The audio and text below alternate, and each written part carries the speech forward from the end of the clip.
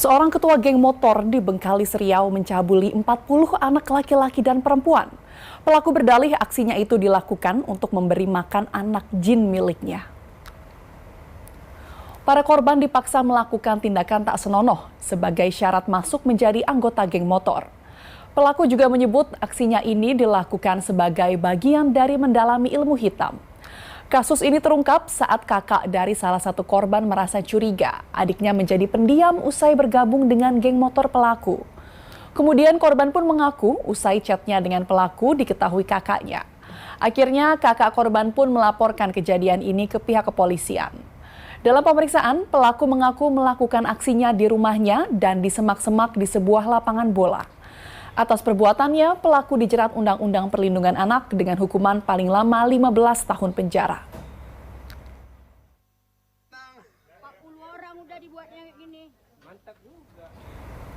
Sebanyak 40 anak menjadi korban pencabulan seorang ketua geng motor di Bengkalis Riau.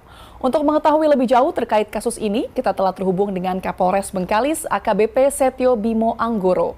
Selamat malam Pak Setio, apakah memang benar alasan dari pelaku untuk melakukan kejahatan ini untuk menakut-nakuti korban dengan dalih memberi makan jin? Bisa dijelaskan kembali, Pak? Ya, dapat kami jelaskan sebagai klarifikasi awal, sebenarnya istilahnya bukan geng motor, tapi adalah komunitas. Jadi pelaku ini atas nama inisial AA atau sering dipanggil Bang Pen, itu adalah ketua komunitas PMC namanya, Variasi Motor Community. Jadi komunitas variasi motor ini bergabunglah anak-anak muda atau anak-anak di bawah umur, rata-rata pelajar di kelompok ini, dan ini menjadi modus dari pelaku kemudian untuk memaksa para korban untuk melakukan hal yang tidak senonoh. Laporan kami terima di tanggal 15 September dan dalam waktu 1 hari setelah kita kumpulkan alat bukti yang cukup, kita melakukan penangkapan terhadap tersangka. Dan dari hasil penyidikan didapatkan fakta-fakta, diantaranya adalah banyaknya rekaman yang kita dapati dari handphone milik tersangka. Dan dari situ kita kembangkan hingga mencapai 40 orang korban dengan rincian 39 orang anak laki-laki dan 1 orang anak perempuan. Baik, tadi Pak Setio menyebut bahwa jumlah korban ini 40 anak. Apakah angka tersebut memang dari pengakuan pelaku atau dari pemeriksaan kepolisian? Untuk jumlah 40 itu berdasarkan pengembangan hasil penyidikan sesuai dengan bukti-bukti fakta-fakta kita dapatkan dari rekaman foto dan video milik handphone tersangka dan juga dari hasil interogasi tersangka. Tapi apakah ini artinya ada kemungkinan Pak jumlah korban bertambah?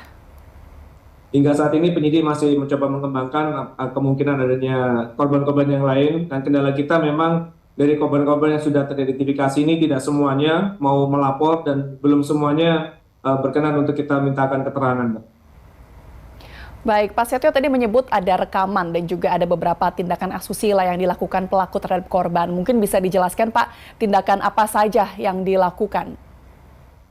Ya, para korban ini dibujuk untuk masuk ke dalam rumah tersangka, di mana memang di depan rumah tersangka ini adalah tempat dia melakukan variasi motor-motor anak-anak korban ini, dibujuk masuk ke dalam, kemudian diminta untuk melakukan perbuatan tidak senonoh yaitu oral seks, dan kemudian para para korban itu juga diminta untuk meminum sperma dari milik tersangka, dan pun sebaliknya tersangka meminum sperma milik para korban laki-laki ini dengan alasan adalah untuk memberi makan jin karena dia sedang mendalami ilmu hitam, gitu, Mbak.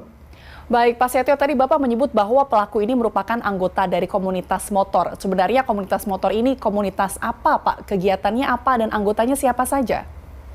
Ya, komunitas motor ini sebenarnya hanya lebih ke variasi sepeda motor saja. Jadi mereka bukan seperti geng motor yang kebut-kebutan di jalan atau melakukan tindakan-tindakan yang anarkis, tidak. Tapi mereka lebih kepada variasi motor-motor, anak-anak pelajar, untuk variasi baik warna, cat warna, maupun modifikasi yang lainnya. Sekiranya kegiatannya seperti itu saja, dan komunitas ini bergabung di dalamnya itu anak-anak rata-rata usia pelajar.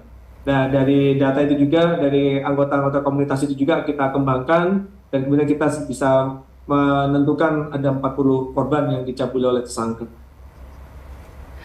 Pak, tadi Bapak menyebut bahwa pelaku melakukan ini atas dasar ilmu hitam, yaitu memberi makan jin. Apakah ini memang pengakuan dari pelaku?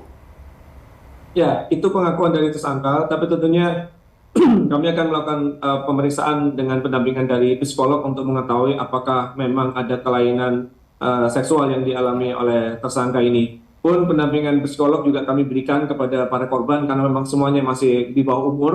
Itu adalah dalam rangka memberikan pelayanan kepada para korban untuk menghilangkan trauma yang dialami.